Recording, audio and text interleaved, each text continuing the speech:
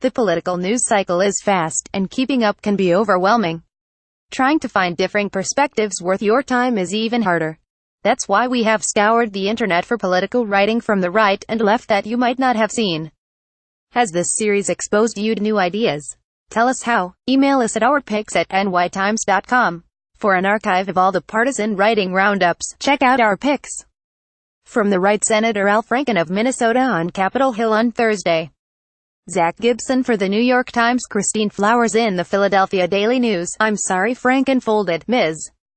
Flowers is as conservative as they come, but in this case, she's decided to come to the defense of Senator Al Franken, Democrat of Minnesota. She sees his resignation as a sign that the movement to call out and expel UAL harassers, the Me Too movement, has gotten out of control. The movement, she asserts, mixes all sorts of conduct together and retroactively stigmatizing acts that, until the social media age, were considered boorish and brutish but not capital offenses. Republicans who are reveling in Mr. Franken's resignation, she warns, are falling victim to agitprop and exaggeration just because the other guy's ball is getting gored. Read more. Rich Lowry in National Review. Surely, the state of Minnesota can come up with someone to occupy one of its 2 Senate seats who hasn't treated people this way and been dishonest about it. Mr. Lowry says he doesn't buy Mr. Franken's apology during his resignation speech. Whether he is innocent, as the senator claims, Mr. Lowry writes, then he shouldn't resign. After all, a duly elected senator wrongly accused owes it to himself and his constituents to fight on. Read more. George Neumayer in American Spectator. The Democrats saw an opportunity for some cost-free moral posturing. Franken was doing the right thing, they said. But how is he doing the right thing if he continues to deny the charges? Add Mr. Neumayer to the growing list of writers from the right who said they were dissatisfied with Mr. Franken's apology on Thursday. According to Mr. Neumayer, Mr. Franken's body language during his speech was that of a hapless customer handed another patron's bill. In this case, the unpaid bill was that of President Bill Clinton. Read more. Sign up for the Me Too Moment newsletter and get the latest news and insights on the UAL harassment scandals roiling our society. From the left, Joan Walsh in The Nation. I would like to see Franken's departure be not just another Me Too moment but a long-delayed Trump Too moment, though Ms.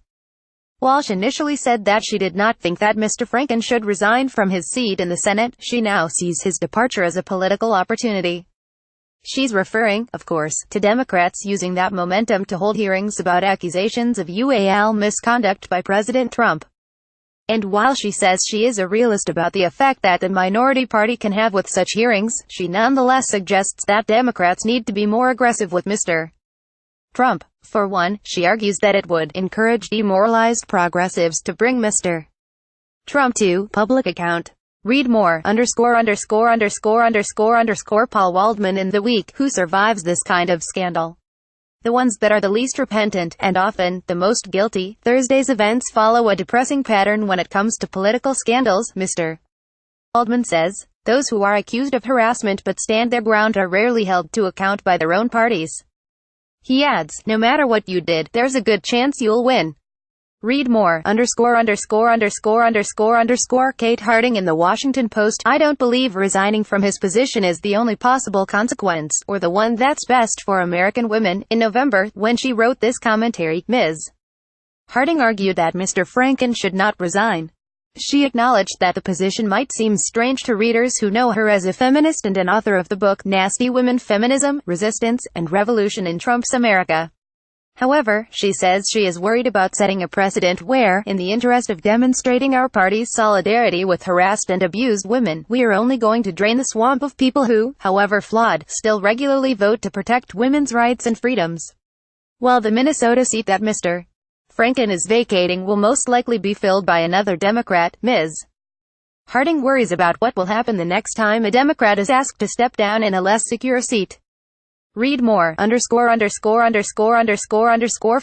from the center, Royce Moore spoke at a campaign rally on Tuesday in Fairhope, Ala. Bryn Anderson, Associated Press. Jonathan Bernstein in Bloomberg. It's hard to imagine any voter in Alabama who would have voted for Moore without the revelations about his behavior, who then pulls back from supporting Democrat Doug Jones because Democrats weren't tough enough on Franken. Mr. Bernstein says he isn't so sure that Democrats have won a vital political cudgel in forcing Mr. Franken to resign. He's not sure that holding Mr. Franken to account will move any Alabama voters away from voting for the Republican candidate, Roy S. Moore. What will be interesting too, however, is what will happen to Justice Clarence Thomas, who also once faced accusations of UAL harassment. Mr. Bernstein points out that, if he were to retire from the court, Trump would be able to nominate a much younger replacement who is at least as reliable a vote for Republican priorities. Read more, Chris Cillizza in CNN. Franken is simultaneously saying that he believes the women who have accused him have a right to be heard, while also making very clear that he is not admitting he had done the things they alleged. There was nothing apologetic about Mr. Franken's resignation, Mr. Cillizza writes.